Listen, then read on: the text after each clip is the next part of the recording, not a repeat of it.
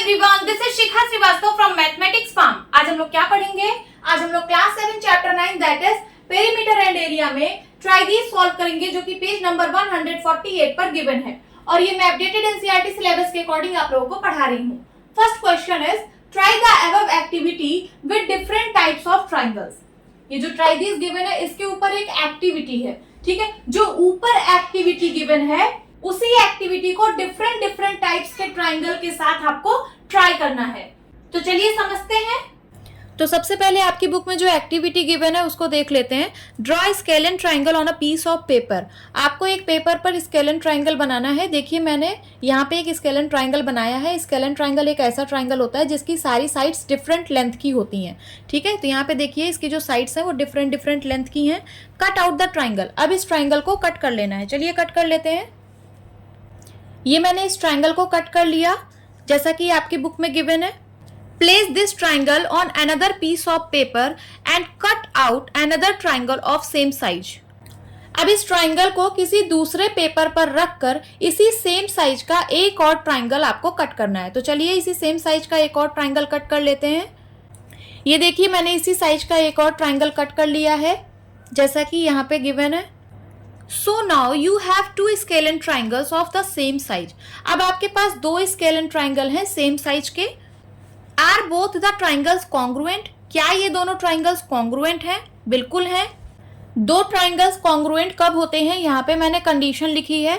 Two triangles are said to be congruent if all three corresponding sides are equal and all the three corresponding angles are equal in measure.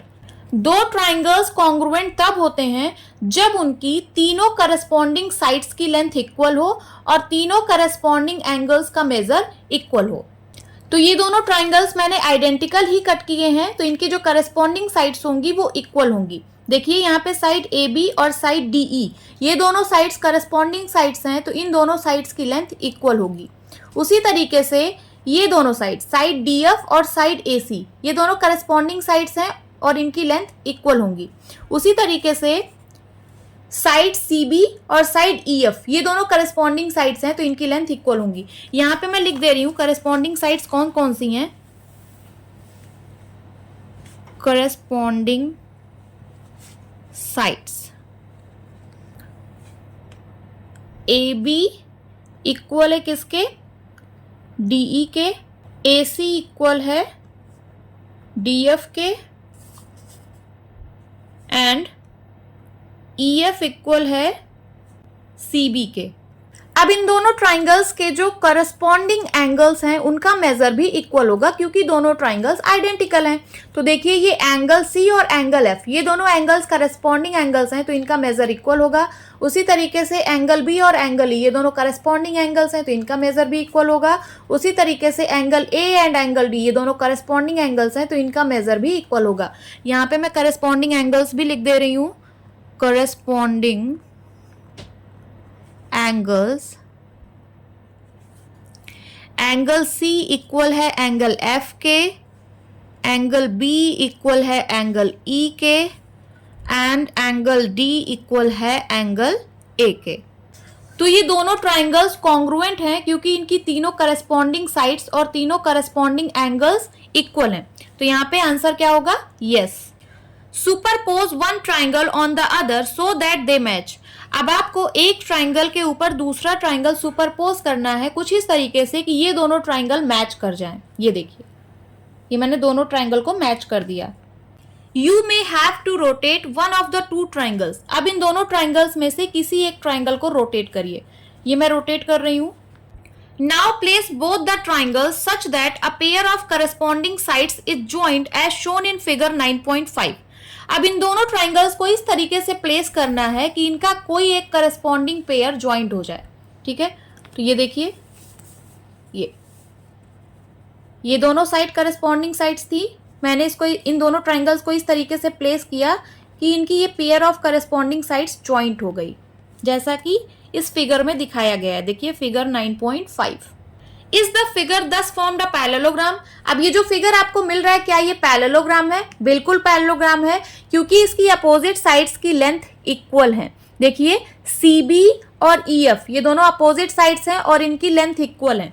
यहाँ पे देखिए ये CB और EF ये दोनों corresponding sides थी और इनकी लेंथ इक्वल थी, तो CB और EF ये दोनों इक्वल हैं, एंड AC एंड DF ये दोनों भी अपोजिट साइड्स हैं और इनकी लेंथ भी इक्वल है। यहां पे देख लीजिए AC एंड DF, ठीक है, करस्पॉन्डिंग साइड्स थी, इनकी लेंथ इक्वल है। तो ये जो फिगर हमें मिल रहा है इसकी अपोजिट साइड्स इक्वल हैं। अब पैरेललोग्राम जो होता है उसकी अपोजिट साइड्स इक्वल होने के साथ साथ पैरेलल भी होती हैं। तो क्योंकि इसके अपोजिट एंगल्स जो हैं वो इक्वल हैं, देखिए angle C and angle F, angle C और एंगल F इक्वल है ना, इसके अपोजिट एंगल्स इक्वल हैं, तो ये वाली साइड इस वाले साइड के पैरेलल होगी और ये वाली साइड इस वाले साइड की पैरेलल होगी, क्योंकि अपोजिट एंगल्स इक्वल हैं। तो यहां से हमें पता चल गया कि इस फिगर की अपोजिट साइड्स पैरेलल भी हैं और इक्वल भी हैं। तो ये जो फिगर है ये पैरेललोग्राम है। तो यहां पे आप क्या लिखेंगे? Yes. Compare the area of each triangle to the area of the parallelogram. अब हर एक ट्राइंगल के एरिया को पैरेललोग्राम के एरिया से कंपेयर करिए। तो हमें नहीं पता कि इन दोनों ट्राइंगल का एरिया कितना होगा, बट हमें ये पता है कि इस ट्राइंगल का जितना एरिया होगा वही एरिया इस ट्राइंगल का भी होगा, क्योंकि दोनों ट्राइंगल्स आइडेंटिकल हैं।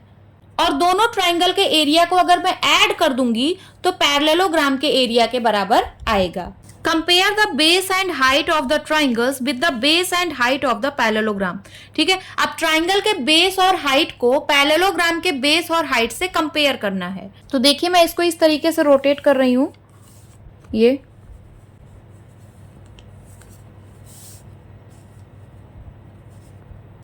अभी मैं इस ट्राइंगल की बात कर रही हूं। ट्राइंगल की इस वाली साइड को मैं बेस मान रही हूं, ठीक है, ये जो साइड DF है इसको मैं बेस मान रही हूं। तो इस ट्राइंगल की हाइट क्या होगी? हाइट ये होगी, मैं ड्रॉ कर देती हूं हाइट को।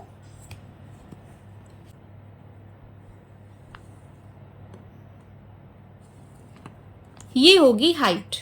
हाइट क्या होती है? It is a perpendicular dropped on the base from its opposite vertex. ठीक है, हाइट एक परपेंडिकुलर होता है जो बेस पर ड्रॉप किया जाता है। Perpendicular means 90 degree. देखिए बेस पर 90 डिग्री ड्रॉप हुआ है ना, उसके अपोजिट वर्टेक्स से। बेस का अपोजिट वर्टेक्स ये वाला है, ठीक है, तो ये क्या है? ये हाइट है। और इस पॉइंट को मैं G नेम दे रही हूं, G, पॉइंट G। ये हाइट बेस पर जहां मीट हो रही है, इस पॉइंट को मैंने G नेम दे दिया। अब इस ट्राइंगल का बेस है DF और हाइट है EG। मैं यहां पे लिख दे रही हूं ट्राइंगल EFD का बेस है DF और हाइट है क्या? EG। अब बात करते हैं पैरेललोग्राम की। ठीक है, ये जो पैरेललोग्राम है इसका बेस और हाइट क्या है? तो अगर मैं इस पैरेललोग्राम का बेस DF ही लूं तो इस पैरेललोग्राम की हाइट EG ही होगी। ठीक है, पैरेललोग्राम अगर मैं इसका बेस DF लूं तो इसकी हाइट क्या होगी? EG।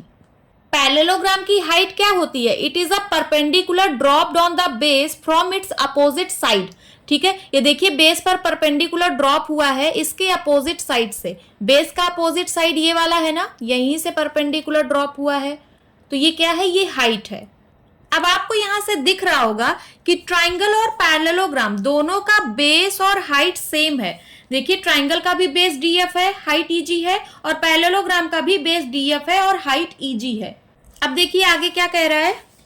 You will find that the sum of areas of both the triangles is equals to the area of parallelogram. इन दोनों ट्राइंगल्स के एरिया को जब आप ऐड करोगे तो ये पैरेललोग्राम के एरिया के बराबर आएगा। The base and the height of the triangle are the same as the base and height of the parallelogram respectively. जो ट्राइंगल की बेस और हाइट है वही सेम पैरेललोग्राम की भी बेस और हाइट है। ये मैंने करके आपको दिखा दिया है। आप यहाँ फिगर में भी देख सकते हो, जो ट्राइंगल की बेस और हाइट है वही पैरेललोग्राम की भी बेस और हाइट है।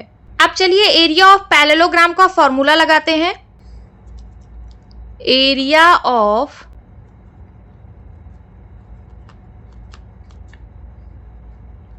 पैरेललोग्राम इज इक्वल्स टू क्या होता है, base into height.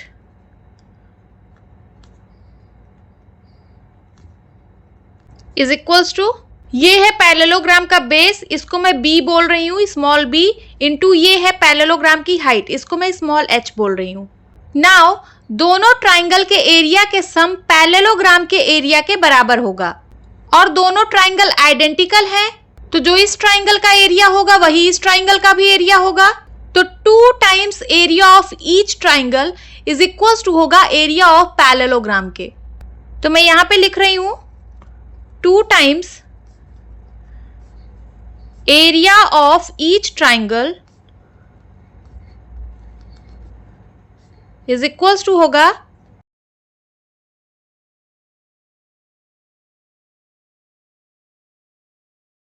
Area of parallelogram के, और एरिया ऑफ पैरेललोग्राम क्या होता है, base into height. So area of each triangle, area of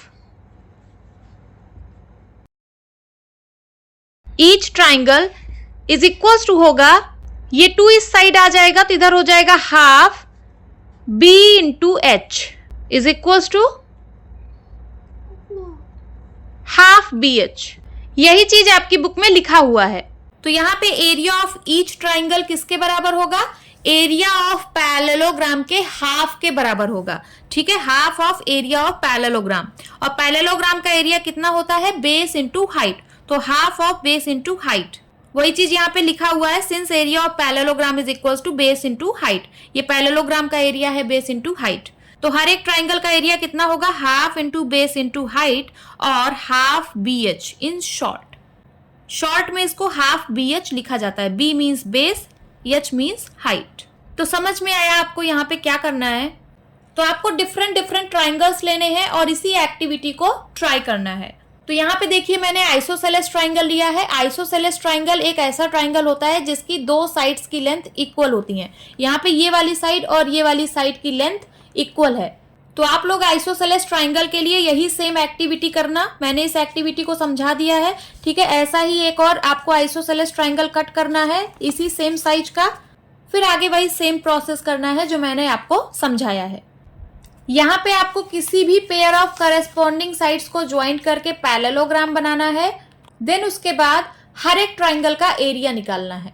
her एक ट्राइंगल का एरिया पैरेललोग्राम के एरिया के हाफ के बराबर ही आएगा।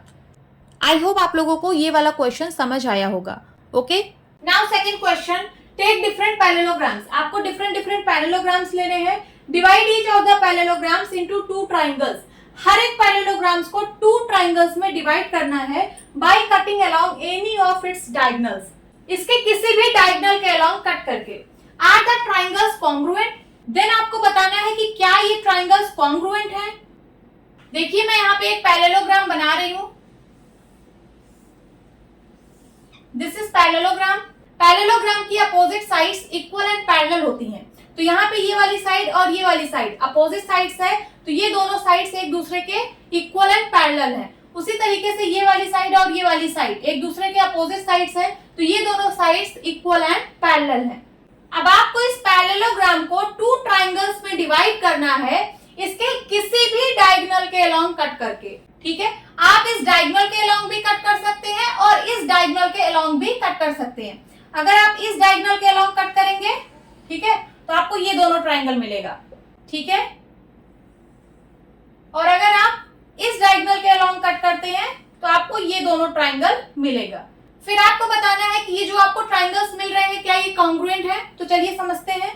तो मैंने यहाँ पे पैरेललोग्राम बनाया है। अब आप इसको डायगोनली कट करिए। डायगोनली मीन्स आप इसको ऐसे भी कट कर सकते हो या फिर आप इसको ऐसे भी कट कर सकते हो। तो मैं इस डायगोनल के अलोंग कट कर रही हूं। ये देखिए मैंने इसको कट कर दिया। अब आपको बताना है कि क्या ये दोनों ट्राइंगल्स कॉन्ग्रुएंट हैं।